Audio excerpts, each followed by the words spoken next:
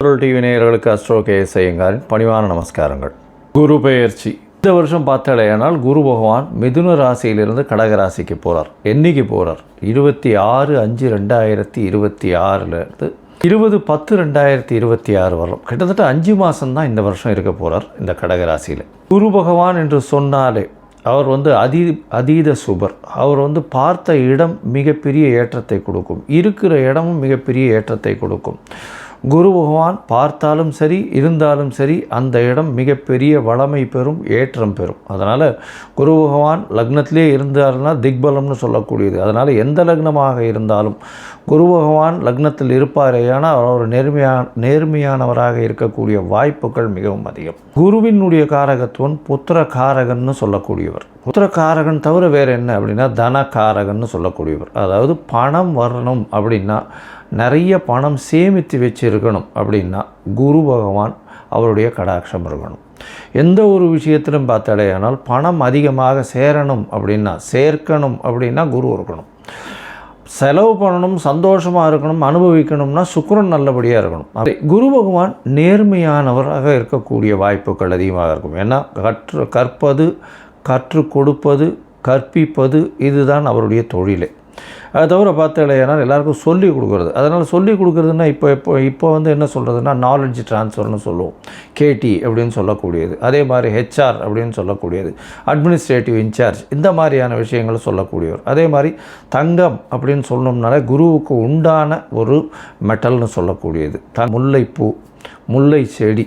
அது தவிர இந்த வேர்க்கடலை இனிப்பு வகைகள், அதாவது கடலை மிட்டாய்னு சொல்லக்கூடியது, வேர்க்கடலை இனிப்பு வகைகள், சக்கரை பொங்கல், இந்த மாதிரியான விஷயங்கள். குரு பகவானுக்கு உண்டான மஞ்சள் மூக்கு கடலை, வெள்ளை மூக்கு கடலை, கருப்பு மூக்கு கடலைன்னு இந்த குரு பகவானுக்கே சுண்டல் போடுவோம். அது தவிர மஞ்சள் துணி, இது எல்லாமே குரு பகவானை சொல்லக்கூடிய விஷயம். குருவின் பார்வையினால் சுபப்படக்கூடிய வாய்ப்புகள் மிகவும் அதிகமாக இருக்கும்.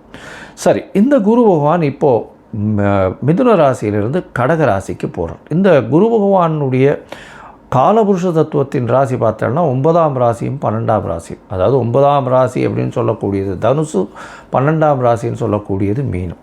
இந்த 2 ராசிக்கும் அதிபதியாக இருக்கக்கூடியவர் குரு. இந்த குரு பகவான் கடகத்தில் உச்சம் பெறுறார். கடகத்தில் உச்சம் பெறக்கூடியவர் குரு பகவான். இதில் என்ன ஒரு பெரிய விசேஷம் அப்படின்னா, குரு பகவான் 9ஆம் இடத்துல அதாவது உங்களுக்கு படிப்பு, அதை தவிர வெளிநாடு போய் படிப்பு, மேற்படிப்பு, இது எல்லாமே குரு பகவானால் நல்லபடியாக ஆசீர்வதிக்கப்பட்டால் மட்டுமே உங்களுக்கு கிடைக்கும்.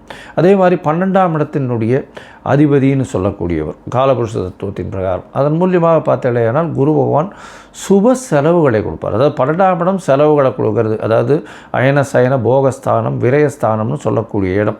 உங்களுக்கு சுப செலவுகள் கொடுக்கணும். அதாவது பணம் வந்தாலும் சுபமாக இருக்கணும்.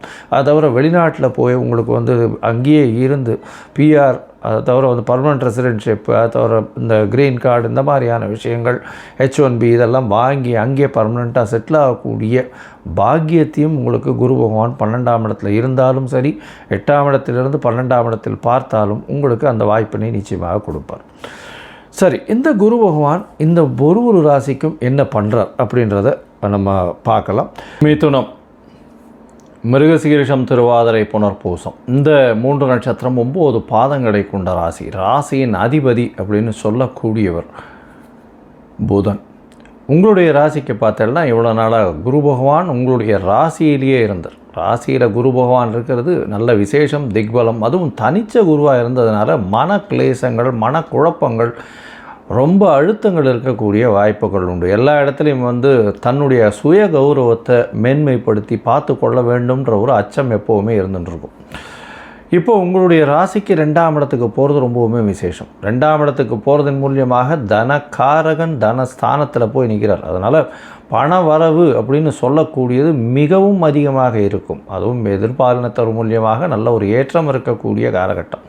உங்களுடைய ராசிக்கு பார்த்தோம்னா 2ஆம் இடத்துல குரு இருக்கிறது பெரிய விசேஷம். உச்சம் பெற்ற குருவாக இருக்கிறதுனால பேச்சில் நல்ல நளினம் இருக்கும். பேசக்கூடியது நிச்சயமாக சத்திய வாக்காக இருக்கக்கூடிய வாய்ப்புகள் உண்டு. இதை தவிர பார்த்தீங்கன்னா குடும்பத்தில் நல்ல மகிழ்ச்சி இருக்கக்கூடிய காலகட்டமாக அமைய போகிறது. இந்த காலகட்டத்தில் பார்த்தோம்னா அதுவும் 26/5/2026 20/10/2026 வரலும் உண்டான காலகட்டம். குருவினுடைய மாற்றம், குரு கடகத்தில் இருக்கக்கூடிய காலம். இந்த காலகட்டத்தில் பெரிய ஏற்றங்கள் கிடைக்கும். குடும்பத்தில் சந்தோஷம் நிகழக்கூடிய வாய்ப்பு. அதை தவிர எதிர்பாலினத்தவர் மூலியமாக நல்ல ஒரு ஏற்றம் இருக்கும். பணவரவிற்கு பஞ்சம் இருக்காது. பார்ட்னர்ஷிப் தொழிலில் மிகப்பெரிய ஏற்றம் இருக்கக்கூடிய வாய்ப்புகள் நிச்சயமாக உண்டு. உங்களுடைய ராசிக்கு பார்த்தோன்னா 2ஆம் இடத்துல இருக்கக்கூடிய குரு பகவான் உங்களுடைய ராசிக்கு 6ஆம் இடத்துல பார்க்குறார். அதனால் 6ஆம் இடம்னு சொல்லக்கூடியது ருணரோக சத்ருஸ்தானம்னு சொல்கிறோம். வேலை மாற்றங்கள், தொழில் மாற்றங்கள் ஏற்படக்கூடிய வாய்ப்புகள் இந்த காலகட்டத்தில் உண்டு. போட்டித் தேர்வில் ரொம்பவும் ஜாகிரதையாக இருக்கிறது நல்லது. ஏன்னா போட்டிகள் என்று வந்தாலே சுபர்கள் அது பார்க்குறதுனால அந்த அளவு விசேஷத்தை கொடுக்காது. போட்டிகளில் பார்த்தோன்னா அந்த இடத்துல எல்லா விஷயத்தையும் விட்டுட்டு போட்டி ஒன்றே குறின்னு ஓட வேண்டிய கட்டாயமாக இருக்கும். அந்த இடத்துல நியாயப்படுத்துறது அந்த மாதிரியான விஷயங்கள் இருந்தால் போட்டிகள் ஜெயிக்காது. அதனால் போட்டிகளில் 6ஆம் இடத்தை குரு பகவான் பார்க்குறார் 2ஆம் இடத்துலேருந்து அப்படின்னு பார்க்கும்பொழுது அந்த அளவு விசேஷத்தை கொடுக்காது. இருந்தாலும் புதிய கடன் அமையும். வேலை செய்கிற இடத்துல புதிய கடன் அமையும். அதை தவிர வீடு மனை வாங்கிறதுக்குன்னு புதிய சுப செலவுகள் அமையும். தொழிலுக்குன்னு புதிய கடன் வாங்கக்கூடிய வாய்ப்புகள் நிச்சயமாக உண்டு. ராசிக்கு 8ஆம் இடத்தையும் குரு பகவான் பார்க்குறார். 8ஆம் இடம் அப்படின்னு சொல்லக்கூடியது மறைந்திருந்து வரக்கூடிய செல்வங்கள். அதாவது திடீர்னு சொல்லப்போனால் பொக்கிஷங்கள் கிடைக்கும். கீழேந்து பொக்கிஷங்கள் கிடைக்கிறது. அதை தவிர இன்சூரன்ஸு, ரேஸு, லாட்ரி இந்த மாதிரியான விஷயங்கள். அதை தவிர ஷேர் மார்க்கெட்டு, அதுவும் மிதுன ராசிக்காரர்களுக்கும் ஷேர் மார்க்கெட்டுக்கும் ரொம்ப அட்டாச்மெண்ட் இருக்கும். அதனால் ஷேர் மார்க்கெட்டில் இவ்வளோ நாளாக விட்டது எல்லாமே இப்போ கைவசப்படுத்தக்கூடிய வாய்ப்புகள் மிகவும் அதிகமாக இருக்கக்கூடிய காலகட்டம். குருவின் பார்வை 10ஆம் இடத்துல படுறது. அதனால் தொழிலில் மாற்றம் இருக்கும், ஏற்றம் இருக்கும். சனி பகவானும் 10ஆம் இடத்துல இருக்கிறதுனால புதிய தொழில் மாற்றங்கள், பார்ட்னர்ஷிப் தொழில் எல்லாம் பெரிய ஏற்றங்கள் இருக்கக்கூடிய காலகட்டமாக இந்த காலகட்டம் அமைப்போகிறது. இந்த குரு பெயர்ச்சி ஒரு பெரிய ஏற்றத்தை கொடுக்கக்கூடிய காலகட்டமாக அமைகிறது. மொத்தத்தில் பார்க்கும்பொழுது இந்த குரு பெயர்ச்சி மிதுன ராசிக்காரர்களுக்கு பெரிய ஏற்றத்தை கொடுக்கறது. குடும்பஸ்தானத்தில் இருக்கிறதுனால குடும்பத்தில் நல்ல சந்தோஷமான நிலைமை இருக்கும். பணவரவிற்கு பஞ்சம் இருக்காது. எடுத்த காரியங்கள் அனைத்தும் நிறைவேறும். பேச்சில் நல்ல நளினத்தன்மை இருக்கும். பேச்சின் மூலியமாக எல்லா விதமான வெற்றிகளும் அடையக்கூடிய வாய்ப்புகள் உண்டு. படிக்கக்கூடிய மாணவர்களுக்கு நல்ல ஒரு ஏற்றம் இருக்கக்கூடிய காலகட்டமாக அமைய போகிறது. புதிய கடன் அமையக்கூடிய வாய்ப்புகள் உண்டு. உடல் நலத்தில் இந்த சர்க்கரை நோய், அதை தவிர கொழுப்பு சம்மந்தப்பட்ட நோய்களில் இருக்கிறவங்க கொஞ்சம் ஜாகிரதையாக இருக்கிறது நல்லது.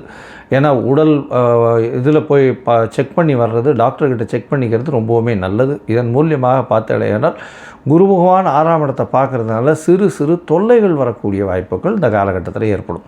புதிய கடன் அமையும். கடன் நிச்சயமாக கொடுத்துருவாங்க. புதுசாக எடுக்கிற ப்ராஜெக்ட் எல்லாமே வெற்றிகரமாக இருக்கும். வெளிநாடு வெளியூர் போகக்கூடிய பாக்கியம் நிச்சயமாக கிடைக்கும். பாக்கியம்னு சொல்லலாம். வேலை நிமித்தமாக வெளிநாடு போகக்கூடிய காலகட்டமாக இது அமையும்.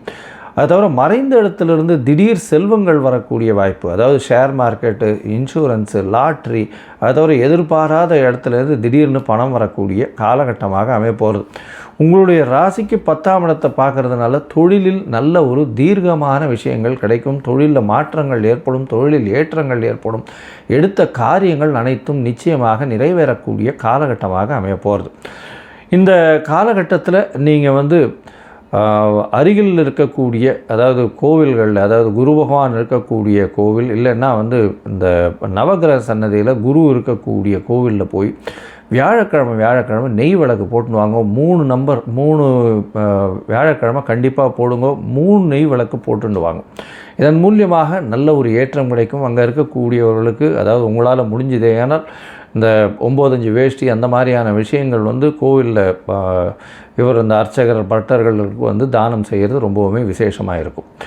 இந்த காலகட்டத்தில் உங்களுடைய தசாபுக்தி அந்தரம் சூக்ஷ்மம் அந்த அளவுக்கு விசேஷத்தை கொடுக்கல அப்படின்னா நீங்கள் திருவல்லிக்கேணி பார்சாரதியை போய், அவர் ஜெகதாச்சாரியன் எல்லாவற்றிற்குமே குருவானவர் அப்படின்னு சொல்லக்கூடியவர். ஏன்னா பகவத்கீதை கொடுத்ததுனால எல்லாவற்றிற்கும் குருவானவர் கிருஷ்ண பரமாத்மா. அவர் திருவல்லிக்கேணி பார்சாரதியை போய் பார்த்துட்டு சேவிச்சுட்டு வர்றது, அதுவும் இந்த காலகட்டத்தில் போய் சேவிச்சுட்டு வர்றதன் மூலியமாக அவருக்கு முடிஞ்சதுன்னா அவங்களால ஒரு துளசி மாலை வாங்கி போட்டுட்டு வர்றது, நெய் விளக்கு ஏற்றிட்டு வர்றது, இதெல்லாம் முல்லைப்பூ வாங்கி கொடுக்கறது, இதெல்லாம் பண்ணிட்டு வர்றதன் மூலியமாக உங்களுக்கு வரக்கூடிய எந்த விதமான பிரச்சனைகளாக இருந்தாலும் சரி, நிச்சயமாக வெயிலை கண்ட பனி போல உருகி செல்லும்.